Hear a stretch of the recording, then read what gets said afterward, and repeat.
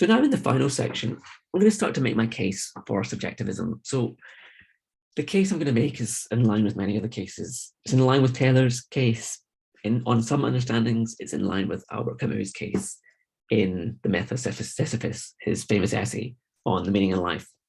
The main point here is that I think that when people criticize subjectivism, they often overlook the fact that subjectivists actually, in general, often first embrace nihilism. They say, well, there's no objective meaning.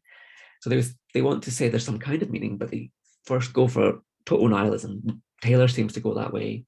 Camus certainly does. Whether Camus comes out the other end into subjectivism is a controversial question. But Taylor seems to go, no, there's no objective meaning. There's no meaning. There's no meaning. Here's how we can get meaning. I think that's an important point to acknowledge, that we first, if you're going to defend subjectivism, you're first making a case against objectivism, and then subjectivism is coming out as a plausible option at the end. So all subjectivists think we can find our own meaning. They differ exactly in how so. So for many accounts, it's in terms of what you desire or want, what you love or care about, or what's the object of play. Like, I just want to defend subjectivism in general. And I think it's kind of in line with existentialism, as I said earlier on, that you can, in a way, choose your own meaning, that you're free to. I don't even want to say that connect it with freedom, that we have any kind of freedom like the existentialist does, but rather that we can all find our own meaning. We can find projects, people, other things that for us will give our lives meaning in the moment, at the time, and during our lives. And that's all that really matters. So I like this quote from Taylor. It's how he ends his essay. He says, "The meaning of life is from within us. It is not bestowed from without, and it far exceeds in both its beauty and permanence any heaven of which men have ever dreamed or yearned of." So I take the spirit of Taylor's point there to be is that when you're an objectivist, the meaning of your life comes from stuff outside of you, stuff external to you.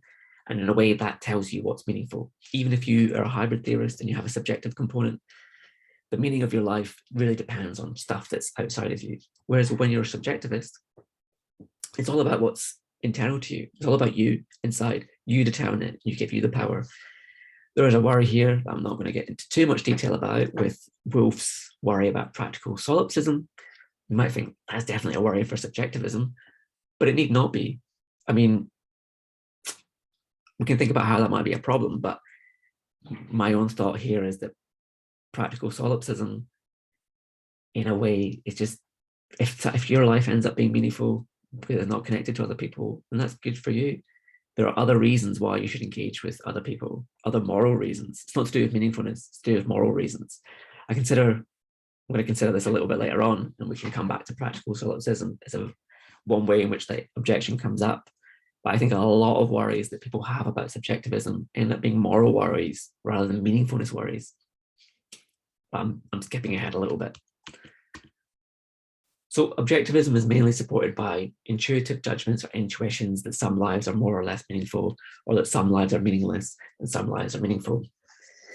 The worry I have is that, if they're objective, we should presumably continue to share those judgments if we consider those lives from an objective standpoint, or a sort of impersonal standpoint. So when we're judging lives to be meaningful or meaningless, we're considering them from the perspective of our own position. If we imagine an impersonal standpoint, the standpoint of the universe, let's say, we should look on these lives from that standpoint and think, yes, that's meaningful, that's not meaningful. But it's not obvious to me that that's the case, right? And my main worry here is about the effect of death and the onslaught of time on achievements. Because I think that by thinking about those, we seem to undermine these judgments about meaningfulness, because from an impersonal standpoint, nothing we do is important or significant. So we take this impersonal standpoint, I don't see why building the pyramids, finding a cure for cancer, any of that is important in terms of meaning, because at a certain point, all those things are going to be washed away and gone by the effect of time. So this impersonal standpoint, maybe it's the standpoint right at the end of time. But if these are, and so we're looking back at the end of time, everything's being destroyed, what's meaningful, what's not. I don't think some achievement, even some great moral achievement, some great medical achievement that occurred in the 20th century, during human existence in the 20th century, that we're currently in, a midpoint, let's hope, in human existence, is going to have any meaning or significance at the end of time from this impersonal standpoint. We might build ourselves in and imagine there's a human being looking back just at human achievements, but why is that the case? The impersonal standpoint is really impersonal. I don't think it can assume that it's humans or anyone else that's judging the value of things in terms of meaningfulness. I think from that standpoint, all human achievement is going to seem meaningless. Perhaps you disagree. I'm making an argument for that. I'm trying to argue for it. So you might disagree. If you disagree, think about why. So once you get into that, at that point, I think that takes you towards nihilism. And once you accept there's no objective meaningfulness, I think that then gets you to open yourself up to being able to create meaning. Okay, there's not this sense of objective meaning that at the end of time, people will look back on all your achievements and go, you did really well on that essay, well done, or you went on to find a cure for cancer, or whatever. People aren't going to look back on those things and think, yeah, from this impersonal standpoint at the end of time, and think, wow, what an achievement. But so what? You're still able to create meaning in your own life. And, I think that's what's going to matter. And that's what I'm going to argue for. So each subjectivist has in common that we create meaning through aspects of our psychologies, desire, cares, playful attitudes, through freedom, if you're an existentialist. And through that, we avoid being restricted or mistaken by following objective values, right? So we avoid the worry that, oh, I decide to undertake particular activity. Turns out that's a meaningless pursuit. You've been thinking your whole life it's meaningful. And then at the end of your life, somebody says, oh, by the way, that was totally meaningless. And this person, let's say, has access to the objective facts. Oh, that was meaningless. This is something that you close yourself off to. You're not able to have that revelation if you're a subjectivist, because the reason your life is meaningful is just because you take it to be and you feel fulfilled. So if we endorse this broad view of subjectivism, then maybe even think of it as a pluralist view, pluralist subjectivist view, where different kinds of things can make our life meaningful. Tim McVeigh's life can be meaningful, right? He wanted to be the world record holder of Nibbler, some really boring and a pretty annoying game. But so what? That made his life really meaningful. It gave him purpose to himself, a purpose that was very personal to himself, wasn't really engaging him with other people. Perhaps other people felt inspired by him, and you can make an objectivist case that way, but maybe not. Even if no one's inspired by him, does that make his life meaningful? And if people are inspired, maybe they ought not to be inspired. But regardless, from McVeigh's perspective, McVeigh's life, I think his life seems meaningful to me. But a lot of what I'm guided by here is thinking about Tim McVeigh's life. But this view does come with costs, one of which is a worry about practical solipsism. And another worry, I think is at root the same worry, is that we have to accept that morally reprehensible people can have meaningful lives. So some people look at like moral monsters and say, well, look, on some views, subjectivist views, it means that those moral monsters could have meaningful lives, like Adolf Hitler, Pol Pot, Genghis Khan. All kinds of people who've done horrific, terrible things could turn out to have meaningful lives. But I wonder how much of a cost that really is. Is that really a problem? And the mistake I think that objectivists often do is they conflate meaningfulness and morality. So I think it's definitely, we think about moral monsters like Pol Pot, Hitler, and the other one, Genghis Khan, anyone else. They were clearly immoral people. They were moral monsters. People shouldn't be like that. They're terrible, terrible people. But they may still have had, from their perspective, meaningful lives. And that might seem like, oh my God, how can you say they have a meaningful life? Well, I think that the worry is really that, okay, meaningfulness is for subjectivists is about the subjective perspective. I can still judge the people who have meaningful lives were entirely and thoroughly immoral people, and we shouldn't live lives like that. So it's not clear to me then what problem there is with allowing that morally reprehensible people can have meaningful lives, because it still means they're morally reprehensible people, right? The same is true of the practical solipsist. So might not be a morally reprehensible person, but they might not be a morally good person. That's fine. They just happen to have a meaningful life. The Blob, for example, maybe the Blob has a meaningful life.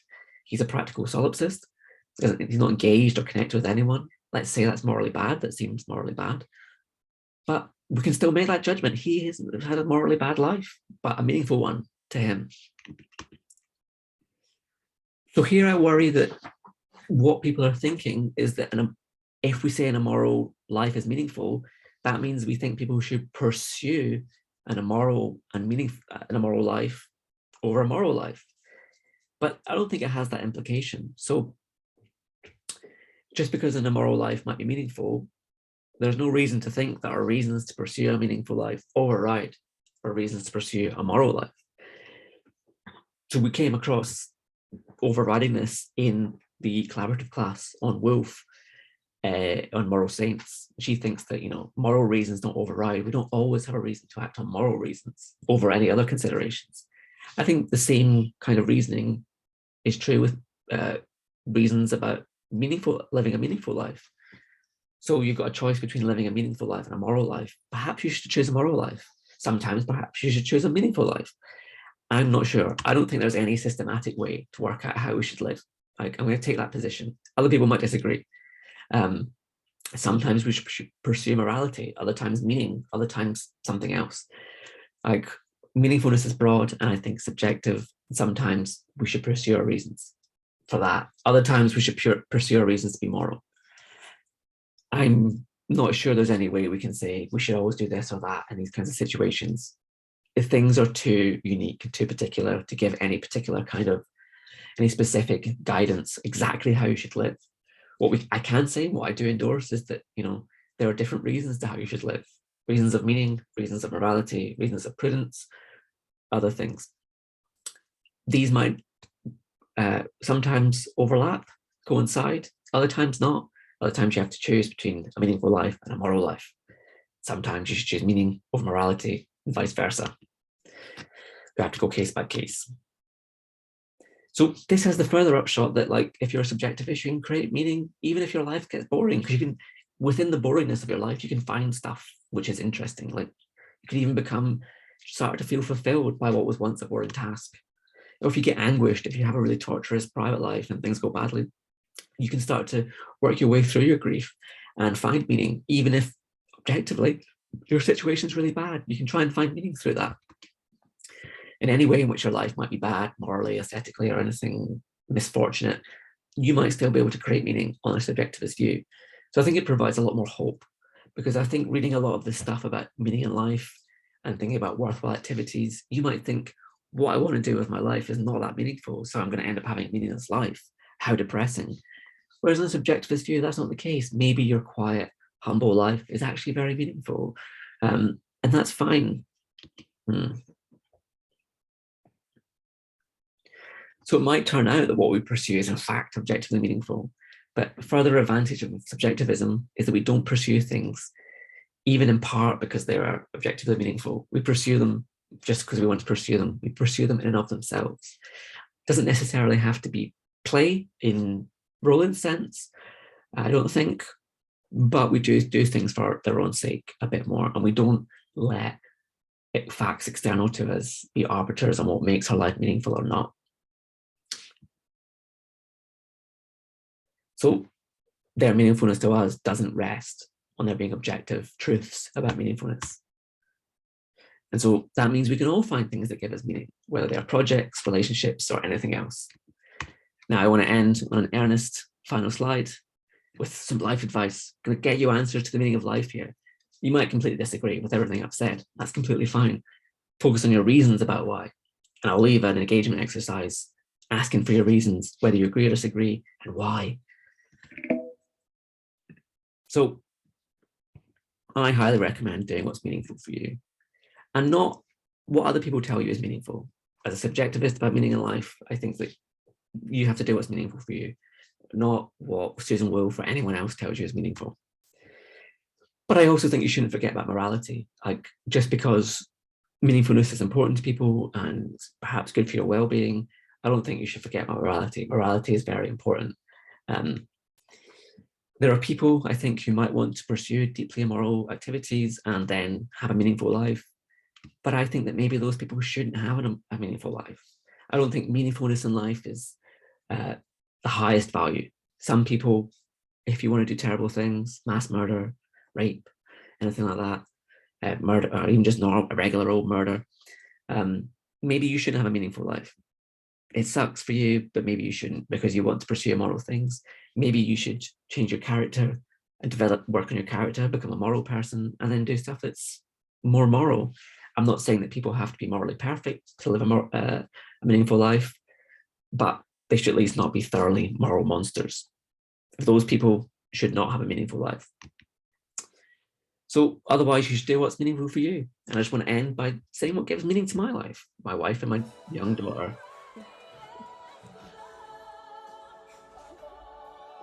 Well-timed accidentally video with Whitney Houston in the background. This is my young daughter. He brings meaning to my life. My wife does as well. And together, that's what's important to me. And nothing else really matters. And no one's going to convince me otherwise. If somebody said, like, oh, but it's objectively true that this is not a meaningful life, having children, having a wife, having a family, well, whatever. I'm not going to pay much attention to that, like, because what's important to me, what's meaningful to me, is what's meaningful to me. I'm still going to try to be a morally good person in doing that, but I'm going to focus on what's meaningful to me. So, end there. I hope you've enjoyed the section and the course, and I hope you've had good ideas about what the meaning of life is, and overall in the course thought about how you should live. As with all philosophy, I don't think anything's come to we've settled any debates for sure. There's always more things to say, more arguments to be had. I'd encourage you to be critical. I'd encourage you to be critical of things that you might think are obvious, be critical of views you like, and then go from there. I wish you all the best.